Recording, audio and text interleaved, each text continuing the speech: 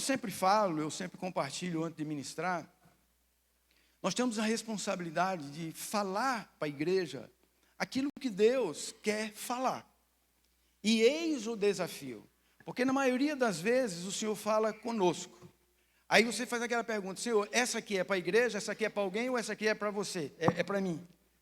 E aí você tem que ter o discernimento no Espírito para saber realmente quando Deus está falando só para você ou para a igreja. E dessa vez não foi diferente. E eu pedi ao Senhor: Senhor, traga uma palavra para a igreja. Fale com a igreja.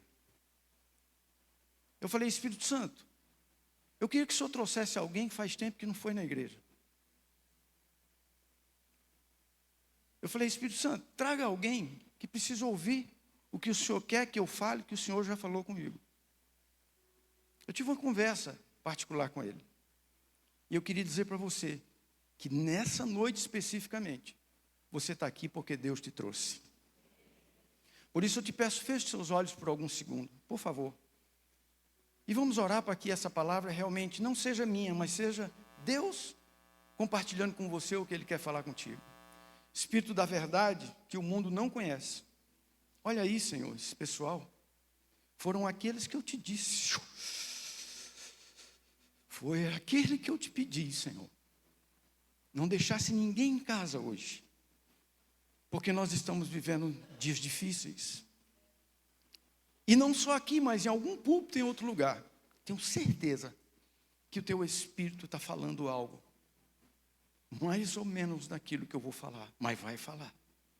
Por isso, Senhor, sei com cada um de nós, nos abençoe, que minha boca seja uma boca profética nessa noite.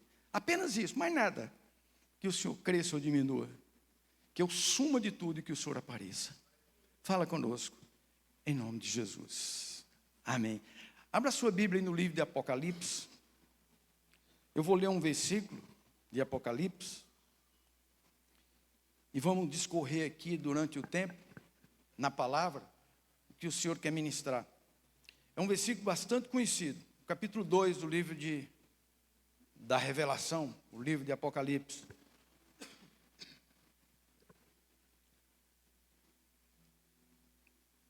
Capítulo 2, no versículo 5.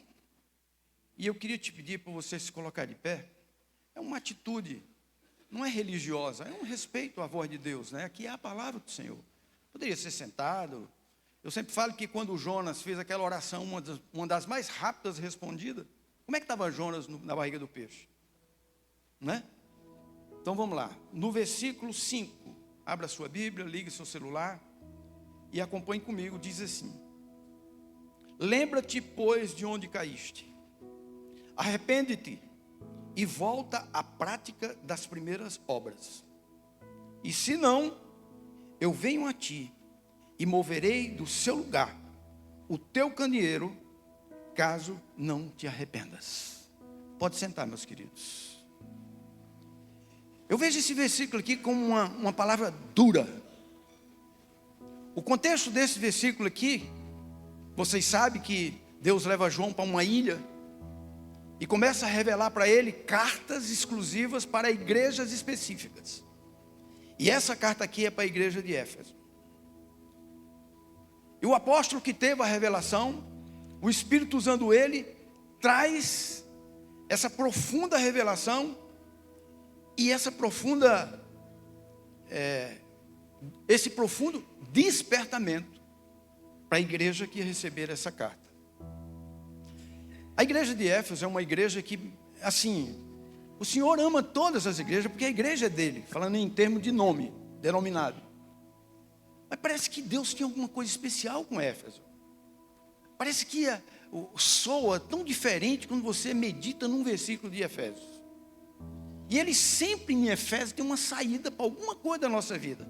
Quando nós passamos pelo câncer, há 18, 20 anos atrás, 21 anos atrás, perdão, Socorrinha, o Senhor nos deu uma palavra lá dentro do hospital. E essa palavra nos trouxe a cura. Efésios 3, versículo 20. Deus é poderoso para fazer infinitamente mais aquilo que nós pensamos e aquilo que nós pedimos. E aí vai. e tantos outros versículos que mexem com a gente quando a gente lê Efésios. É impressionante. Mas, vamos lá. Então, aqui vem um alerta. Jesus, ele diz assim, ó: volta-te, pois aonde caíste? Aonde caíste? E dentro dessa revelação que veio para mim, o Senhor me deu o título dessa ministração. E o título da ministração é Por que parei? Por que parei? Como é que soa isso dentro de você? Como é que o Espírito Santo está ministrando dentro do teu coração? Por que eu parei? Tem pessoas específicas aqui nessa noite, que se isso aqui, aliás, que isso aqui, essa frase, é o suficiente para você dar as costas e dizer: Pai do Senhor, estou indo para casa, o Senhor já falou comigo. Eu tenho certeza, irmão. Então, é uma pergunta: por que eu parei? E agora, o apóstolo usado pelo Espírito, ele traz aqui uma mensagem pesada, diz: ó, arrepende-te e volta à prática das primeiras obras. Aquilo no começo na tua vida, volta. E ele segue dizendo: porque se você não voltar, eu venho a ti e moverei em seu lugar o candeeiro, caso você não se arrependa. O candeeiro, se você não se arrepender. O que é esse candeeiro? Jesus tirando da igreja a posição de testemunho, tirando a condição de uma igreja, de um irmão, de uma irmã, que é um testemunho vivo para o reino dos céus. Jesus falando pela boca de João. Isso significa perder o quê? A bênção da presença de Deus. Então, o parar de servir a Deus, o parar ficar para trás, o não se envolver com os mistérios de Deus, não viver uma vida com Deus, é um prejuízo além do que você e eu podemos imaginar. É perder a bênção da presença de Deus. O que é a vida de um cristão que anda sem Deus? Como pode se mover um cristão nesse mundo mau, sujo, imundo, se ele não tiver a presença de Deus? As tribulações, as circunstâncias, as lutas do dia a dia, elas não podem ser maiores do que a presença de Deus. Então por que eu parei? Se eu sei de tudo isso, por que eu deixei as coisas passarem? Eu deixei as coisas acontecerem? Por que eu parei? É isso que o Espírito Santo está dizendo para nós. Aqui no livro de Apocalipse 2:5, isso é uma mensagem gigante. Isso aqui tem pano para manga. Quem for ministrar um dia, você já deve ter visto alguém pregando sobre isso aqui, não é uma novidade. E como traz essa mensagem? Olha, meus irmãos, Deus criou o mundo. Deus fez todas essas coisas. Ele criou para ser um paraíso. Sabe o que é paraíso? Lugar prazeroso, lugar de bem-estar. Foi assim que Deus criou nós, a partir do princípio do mundo físico, e criou Deus, céus e terras. O Senhor fez todas as coisas pensando em nós. Então, Deus criou o mundo para ser um paraíso, para ser um lugar de alegria. Mas o que nós vemos hoje, que não era para ver, é a constante briga, luta entre o bem e o mal. Você amanhece o dia e anoitece ouvindo as notícias da briga que existe entre o bem e o mal. Deus não fez o mundo para isso. Nós não fomos formados e chamados para um propósito baseado nessa liturgia, nessa briga, nessa discussão que o mundo espiritual traz, que o mundo físico aceita. O bem lutando contra o mal lutando contra o bem e disputando para quem é melhor. Esse não foi o propósito de Deus. Deus te chamou para você ter alegria, felicidade. E a Bíblia diz que na virada do dia, Deus se fazia presente na vida daquelas pessoas que eram Adão e Eva, e tinha tudo de alegria. Agora, o mundo trouxe isso. E junto com essa guerra do bem contra o mal, começa a vir os desânimos, começa a aparecer a violência, entre outras coisas. É muito mais do que isso. Tem sido a dinâmica do dia a dia. Você sabe o que eu estou te falando. tem sido a dinâmica de todos os dias. E muitas práticas são muitas ovelhas do bom pastor que têm caído, porque tem entrado nessa vibe. Irmão, crente não foi chamado para discutir política. Está cheio de famílias sendo separadas por causa de política. Não que a igreja está fora da política. A igreja, a Bíblia diz que ela é a coluna da verdade. É a entidade mais importante da terra, é a igreja. Mas tem famílias se acabando com a política. E não estão entendendo. Não estão vigiando, não passa na mente, na cabeça que é isso que o inimigo quer. Quando eu vinha para casa agora, o meu cunhado, que eu amo muito, cara muito de Deus, lá na Paraíba, não é aqui, ele sempre manda algumas mensagens para mim acerca da política, quem está certo, quem não está, essas coisaiadas. Eu vejo, nunca respondi. Hoje eu mandei uma mensagem para ele. Eu saí, ele ainda não tinha visto. Meu cunhado amado, não mande mais esse tipo de mensagem para mim, que você não vai ter retorno. Eu não entro, irmão, nessa briga, nessa, sabe, isso é uma briguinha. Exatamente o que o mundo está mostrando. Então, lembra-te onde caiu. Às vezes a pessoa não sabe onde caiu, não sabe o que fez. As ovelhas caídas, abatidas, arrebentadas e longe do Senhor. Deixa eu falar uma coisa para você. Terça-feira passada, na segunda, toda terça eu estou aqui 5h30, 6 horas no máximo. A oração de 12 horas. Terça-feira passada, segunda-feira passada, me veio uma dor de cabeça gigante. Eu não sabia o que era dor de cabeça. Mas parecia que estava apertando assim no moinho, sabe aquele negocinho ali? Apertando a minha cabeça, querendo estourar meus miolos. Falei, meu Deus. Aí Socorrinha disse, Tamar, toma esse, não sei o que era lá, toma aqui. E tomei, não passou. Aí eu acendi uma luzinha, isso é espiritual. Tem a mão na minha cabeça e sai, capeta. Aqui não, sai em nome de Jesus. Graças a Deus, a minha fé, como disse o pastor Abel, estava em ordem nessa hora. A dor de cabeça passou. Aí eu mandei uma mensagem para o Tom, que sempre vem orar comigo aqui. Ele disse, Tom, eu não estou bem. Eu estou te avisando para você não ir, porque eu trago a chave, eu que abro. Então não vai para o templo. Ora em casa, tipo assim, né? Começando com ele. Eu sei que você não vai ver agora, que já era tarde. Mas sempre antes de você vir para a oração, certamente você dá uma olhadinha. Aí, de manhãzinha, quando eu vi lá, ele mandou, disse, pastor, pode ficar tranquilo. Só que eu vim. Mesmo com dor de cabeça, eu vim. Aquele peso na cabeça, aquela angústia, bem devagarinho. A Socorrinha não vê, senão ela ia dizer, Tamar, tu está com dor de cabeça? E vai.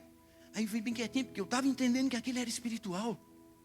Aí eu vim, Jonas, eu vim. Eu cheguei aqui, era acho que era mais de 7, vai, gente. Pois é, o Du. Me ajuda, pelo amor de Deus. É 64 anos, gente. O Du ora depois de mim. Ele vem depois de mim. Aí quando eu chego aqui, graças a Deus, ele disse, pastor, e hoje eu senti de vir mais cedo. E veio mais cedo. Aí quando eu cheguei, ele saiu. E em seguida já chega o pastor Aurélio, que vem toda terça-feira. Todos nós ficamos orando, esperando vocês. Vocês não vêm aqui, meu Deus. Aí, graça e paz, conversei aqui um pouquinho, tal. Aí vim orar nessa cadeirinha aqui, ó.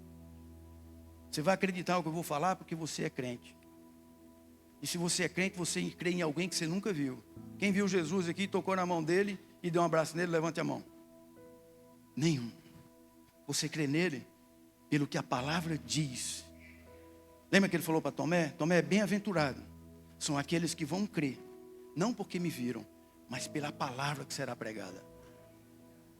Então eu sei que você vai crer e eu tenho tranquilidade para falar isso. Os meus maiores testemunhos mais loucos da minha vida eu só conto na igreja. Porque eu sei que eu não vou ser apedrejado. No mínimo bato uma duvidazinha, mas depois pode ter sido. Aí eu cheguei aqui, rapaz, dobrei meu joelho, como eu faço sempre. Eu e o Tom, os primeiros 30 minutos de joelho, bem aqui nessa cadeira. Quando eu estou aqui orando sozinho, sem Tom, sem o Du, olha, Deus te abençoe. Que os céus do Senhor se abram na tua vida. O Du já tinha ido, eu estava sozinho aqui orando. Irmãos, de repente eu vi pancada de pé. Eu falei, glória a Deus, olha os crentes da comunidade vindo orar. Ouvi o barulho. Quando chegou bem ali, foi aproximando no meio. Saiu dali, eu sei que saiu dali. Ó. Quando veio aqui, mais ou menos 1 metro. Isso, irmão, é questão de milésimo de segundo. Eu não sei explicar o tempo. Eu olhei assim, eu vi uma ovelha entrando aqui dentro. Só quem sabia disso era a Socorrinha. Ontem o Abel foi almoçar lá em casa e eu contei para ele. Ele disse, sério, pai? Eu falei, foi, meu filho. Uma ovelha começou a entrar. E eu olhei daqui. Era uma ovelha com a lã encharcada. Pensa quando você lava aquele tapete de 1 metro de largura para tirar a água. Pesa, se ele pesava 10 quilos, ele pesa o quê? 100 quilos, não é verdade? Cheio d'água. Em cima daquela ovelha. Na medida que se aproximava, fedia. E eu consegui ver. Até um negócio parecia prego. Não sei se aquilo era prego. Tudo pendurado na lã dessa ovelha. Carrapichos. Um mato. E ela andava trôpega. Esse pé vinha para cá e esse pé vinha para cá. Era assim, ó. Ó. E não era um cordeiro. Era uma ovelha. E em questão de segundo, aquilo desapareceu. E eu, pentecostal como sou, já dei rajada de línguas aqui, porque eu sabia que Deus estava querendo falar alguma coisa. Aí eu fiquei à vontade. E você não estava aqui para criticar, eu, ó. Brincadeira.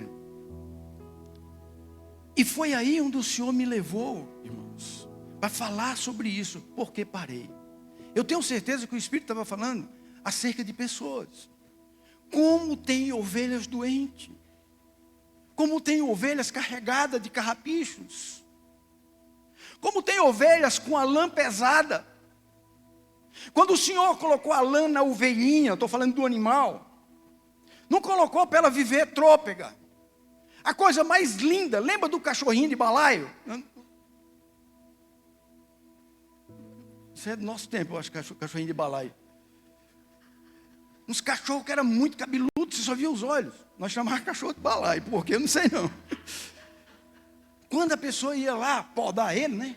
Ia fazer a poda em cima dele, que ficava só a cabeça aqui, igual os dias de hoje, os cachorros de hoje. Qual é a primeira atitude dele? Porque aquela lã que estava sobre ele, ainda que protegesse, saiu dele. Aquele peso foi arrancado. Então, uma ovelha carregada com uma lã, tomada por tanta coisa, irmãos, como é que ela se move? E é por isso que você parou. Viu? Você que está me vendo no YouTube. É por isso que você está parado. Porque como é que se move com aquele lençol, aquela coberta pesada? Qual a alegria? E qual é a condição livre de levantar uma perna? Tem muita ovelha parada. A primeira atitude que uma ovelha sobrecarregada com a lã velha faz, quando ver o seu pastor, só falta falar e dizer, tira essa lã da minha vida. Eu não estou aguentando comer a ração, eu não consigo beber água direito, porque está pesado. E o pastor, ele veio e compartilha com os outros. Eu tenho umas ovelhas que estão precisando serem podadas. Podada mesmo, né? Tosada. Precisa ser tosada. Eu tenho uma ovelha, eu tenho 2 ovelhas, eu tenho 3 ovelhas. Eu tenho algumas ovelhas que não falam, que estão precisando de ser tosadas. E ali ele vai, ele tira, ele vê a alegria daquela ovelha. Mas a ovelha, irmão, acompanhe se você conhece alguém que tem ovelha numa fazenda, em alguma terra, ela corre na direção do pastor. Você sabe por que você parou e não consegue mais desenvolver aquilo que Deus um dia começou na tua vida? Porque você não procura o seu pastor. Você anda sozinho, você anda sozinha, carregando os fardos, os carrapichos da vida no seu corpo. Não tem coragem de abrir a boca e dizer que é um pecador e está fazendo imundície por trás dos olhos de quem está perto de você. Você fica sem coragem de dizer a verdade, que você está imundo, disfarçado muitas vezes de crente. Que chega aqui nesse lugar, trazendo uma tonelada de coisas erradas. E isso tem matado a sua vida. A Bíblia diz em Salmo, enquanto eu calei os meus pecados, envelheceram os meus ossos. O resultado vem. A ovelhinha corre para o pastor. E nós costumamos ver que a ovelha, vidas, quando estão assim, corre do pastor. A Bíblia diz que Deus, ele abomina o pecado, mas Ele ama o pecador. Agora, por que você está assim? Por que eu parei? Porque existiu ataques do inimigo. Agora entra o lado espiritual. Como eu sempre falo, vou repetir mais uma vez. Quem somos nós, ser humano? Nós somos um espírito que possuímos um corpo e que dentro dele habita uma alma. Quem alimenta esse corpo é uma boa feijoada, é um bom mocotó. Mas o que alimenta o meu interior é isso aqui, ó. São as coisas espirituais. São as coisas espirituais que nós não achamos no mocotó. Nós achamos na palavra. E com isso o inimigo das nossas almas tem ganhado terreno e tem destruído. Enquanto você está doente, está carregando fardo, está sobrevivendo, não está vivendo. Mas quando você chega uma hora que não aguenta, a tendência é morte. E nós vamos ver alguma coisa aqui, porque eu parei. Aí às vezes bota a culpa em alguém, um líder que machucou. Uma igreja fez aquilo comigo. Eu sou da igreja, ninguém conversa comigo, eu entro e saio, ninguém fala comigo. E eu com isso, irmão. Eu tenho quase 40 anos que sirvo a Jesus, eu já passei por todas essas coisas. Pela misericórdia de Deus, nunca desviei um dia. E sempre fui apaixonado pelo templo. Quando diz assim, ó, tem culto, eu sou o primeiro a vir. Independentemente de ser pastor, eu sempre fui assim. Sempre procurei ser assim. Agora, por que eu parei? Porque existe alguém espiritual, que somos o espírito, que trabalha 24 horas, que a Bíblia chama de Satanás, que é o opositor de Deus, que está ali, ó, 24 horas, está escrito, tentando tragar. E esse inimigo, ele usa armas. Assim como Jesus explica para nós que as nossas armas não são carnais, são espirituais. São armas espirituais, que é vida com Deus, é oração, é jejum. Da mesma forma o inimigo tem as ferramentas dele. Da mesma forma o inimigo tem as suas armas. E ele quer usar. E a primeira arma que eu quero que você entenda, que pode ser que você esteja envolvido nessa arma, esse tiro dessa arma pode ter te alcançado, é o entretenimento. Não levante a mão. Mas quantos aqui, quando amanhece o dia, vai direto para o celular? Muita gente ia levantar a mão. É a primeira coisa que pega. E aí, diz assim, ó. Mas vivemos num dia moderno, que a gente tem que amanhecer o dia e pegar o celular para ver o que tem que fazer no dia, o que falaram para mim, meus negócios. Irmão, isso é desculpa. A primeira coisa que eu tenho que fazer é glorificar Deus, dobrar o joelho, fazer uma oração. Se possível, ler um pouquinho da Bíblia, ter uma hora silenciosa e dizer, meu Deus, eu me acordei. Meu Deus, eu tenho um novo dia. Então, o entretenimento está destruindo a vida dos crentes. Por que eu parei? Porque você não está alimentando o teu espírito. Filipenses 4:8, os meninos colocam para mim aí. Eu acho tremendo quando Paulo também escreve aí para os irmãos de Filipe. Ele diz assim, ó, no versículo 8. Finalmente, irmãos, tudo que é verdadeiro, tudo que é respeitável, tudo que é justo, tudo que é puro, tudo que é amável, tudo que é de boa fama, se alguma virtude há, se algum louvor existe, seja isso, ocupe os meus pensamentos. Você pode dar uma glória a Deus?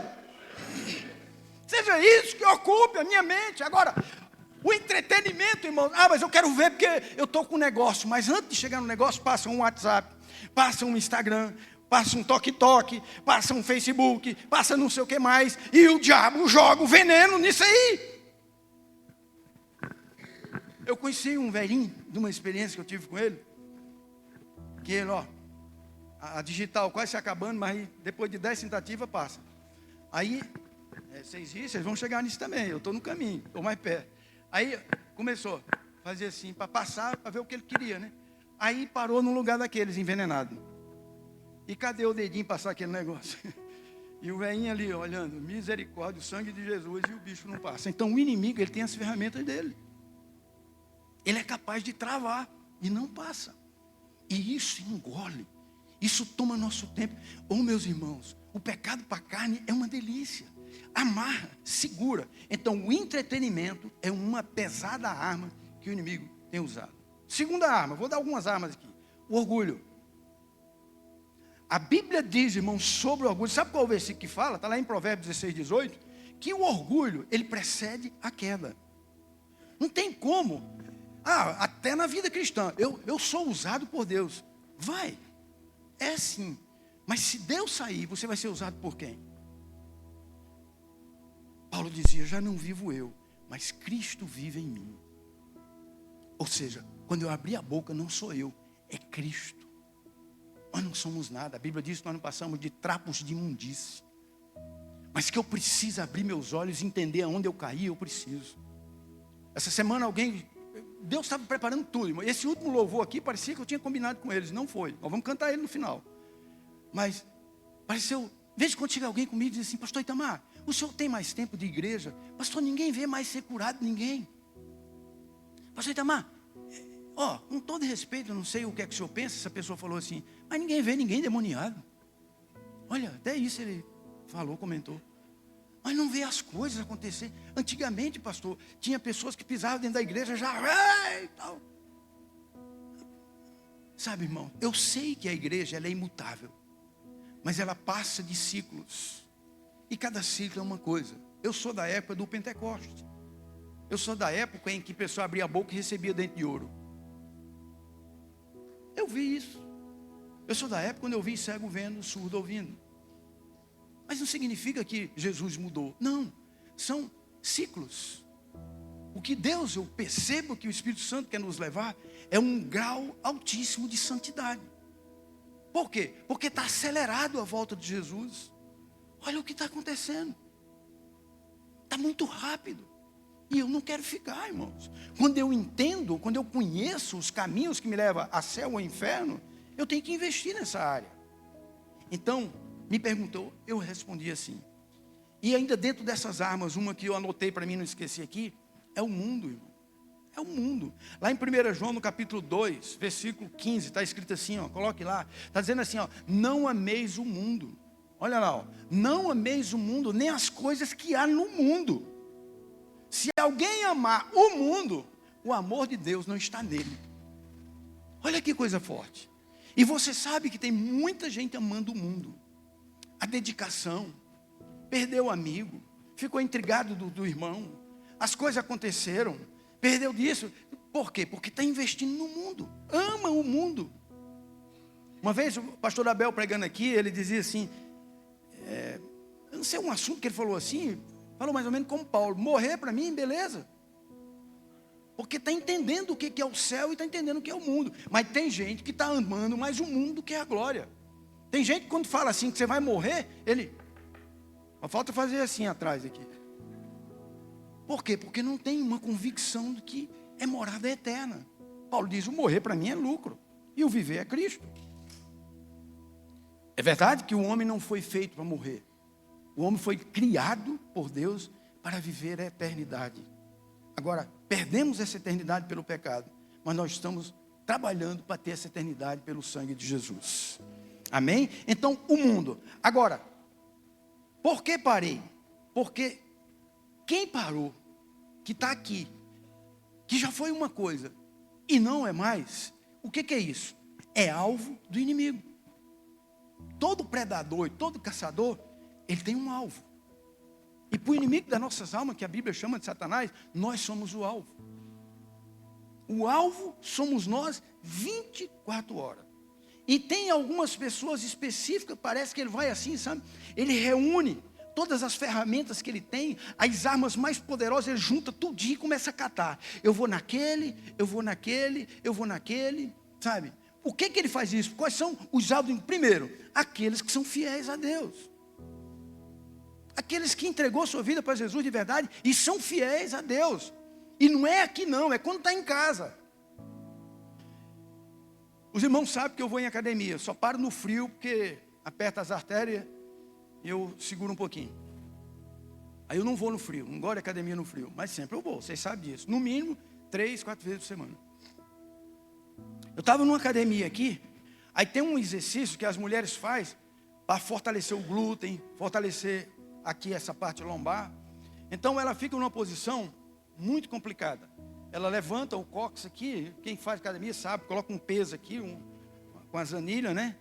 E faz. Aí quando eu estava lá, botaram esse aparelho nessa academia. Quando você entrava na academia, a primeira coisa que você via era isso, de frente para você. Olha o que é que eu fazia, para entrar, para passar lá. Um dia eu cheguei com o dono da academia, isso não faz muito tempo não. Eu falei, eu queria conversar contigo. Eu não tenho essa liberdade com você, mas eu quero te dar um conselho. Aquilo ali não pode. Ele falou, não, meu amigo, isso aqui é de academia. Não, cara, coloca isso de frente para a parede, então. Coloca de frente para a parede. Mas olha essa situação aí. Nós somos formados por hormônio, o hormônio não se converte.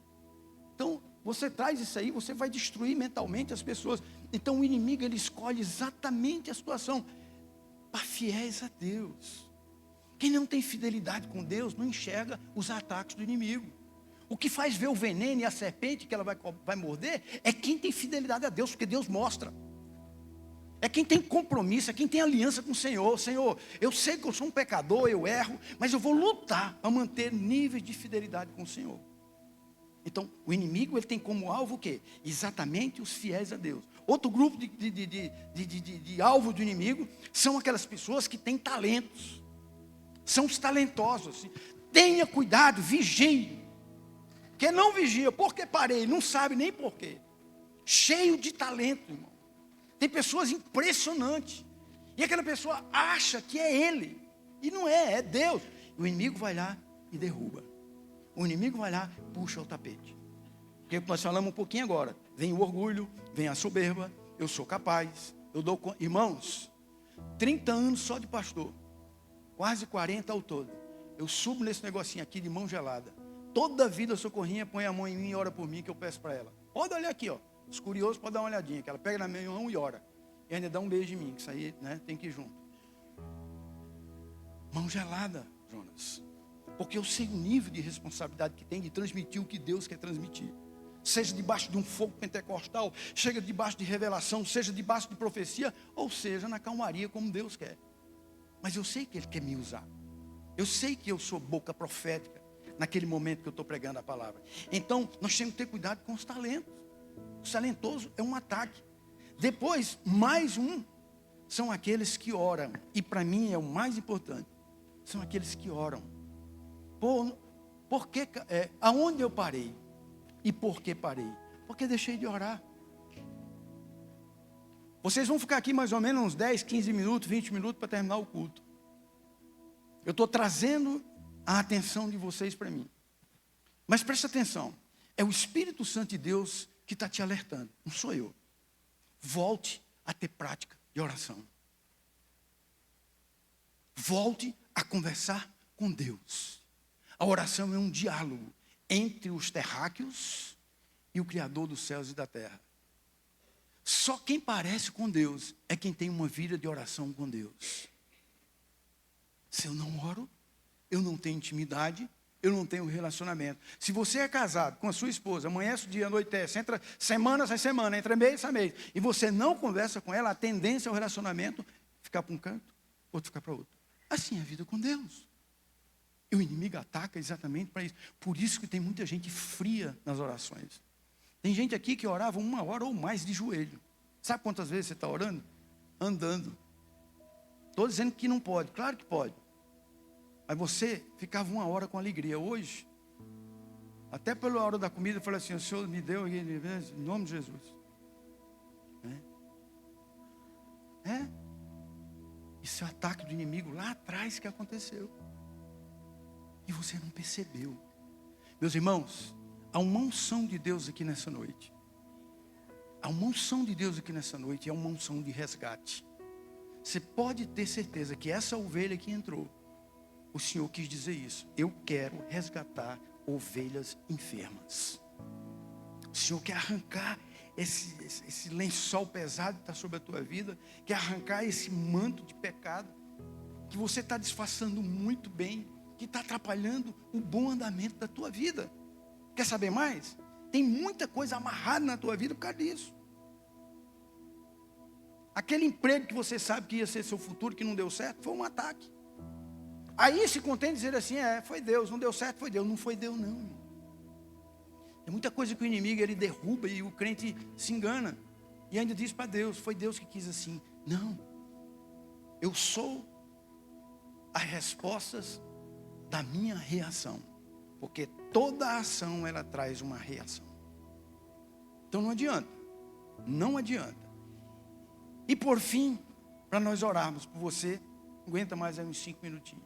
Depois dele usar suas armas, depois dele apontar os alvos que ele quer, sabe o que é que ele quer fazer agora? Ele quer, sabe qual é o propósito dele? Vou te mostrar.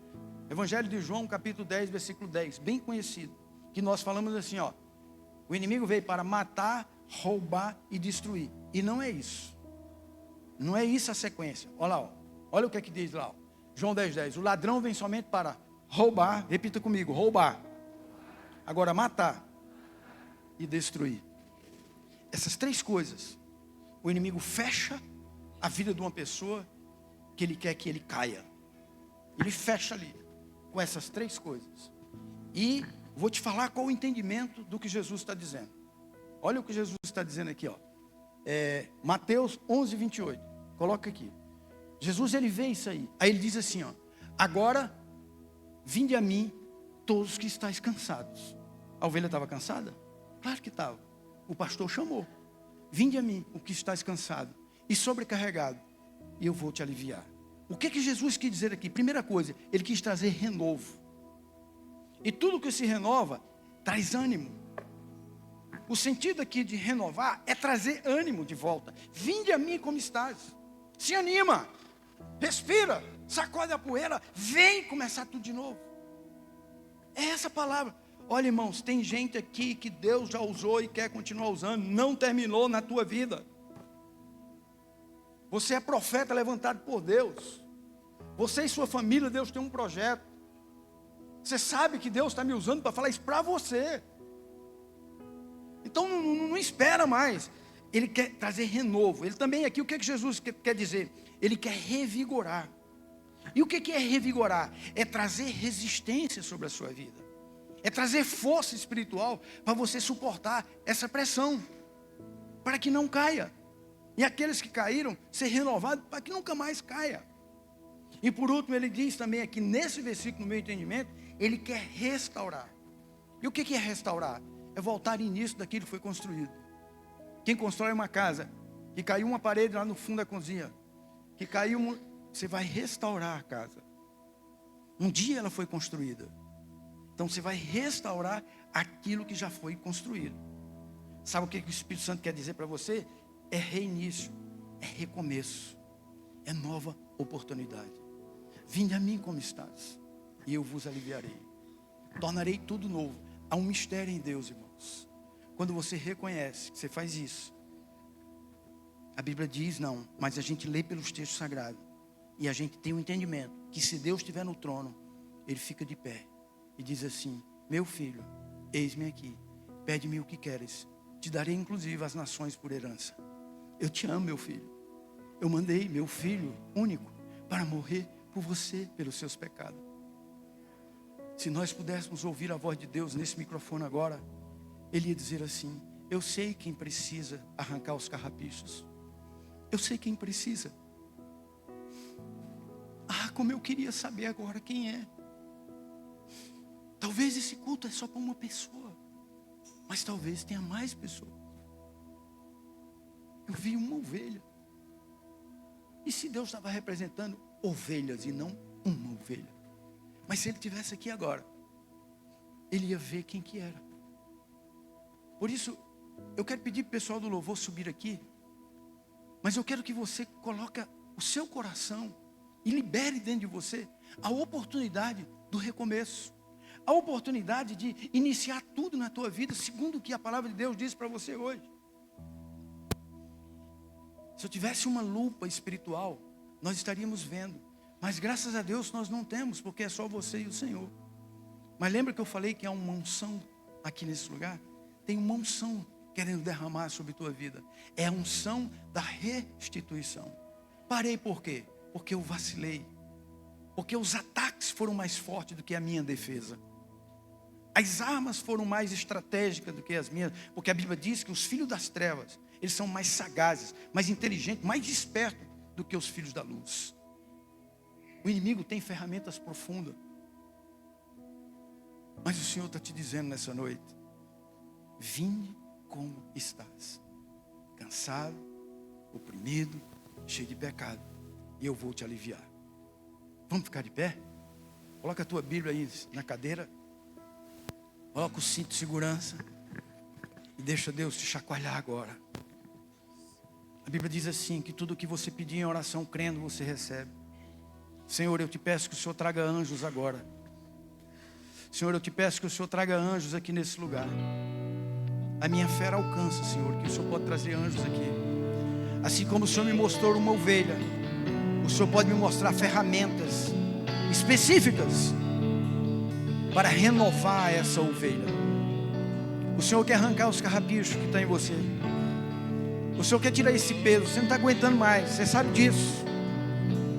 Você já disse para alguém: eu não suporto a vida que eu estou levando. Isso faz parte de onde um dia você parou. Quem sofre mais ataques são aqueles que Deus chama para um propósito. Presta atenção numa coisa. Nós estamos chegando a 8 bilhões de habitantes aqui na terra. Seria bom que todos fossem morar no céu. A Bíblia diz que não. Seria bom que os 8 bilhões servissem a Deus e fossem chamados de crentes. Mas não são os 8 bilhões. É algumas pessoas que são chamadas. Você foi chamado para isso. Há uma unção de Deus aqui de renovação sobre a tua vida. Há uma unção de Deus aqui que está tocando agora no teu espírito. Quando o Senhor fez o homem, Ele soprou as narinas dele e disse: coloco sobre vós o espírito e os torno uma alma vivente. E Jesus disse: eu sou a vida. Então você recebeu vida um dia, e um dia essa vida te deixou, mas não porque Ele quis, foi você que virou as costas para Ele. Mas Ele continua dizendo: eu sou a vida, eu sou o caminho, eu sou a verdade.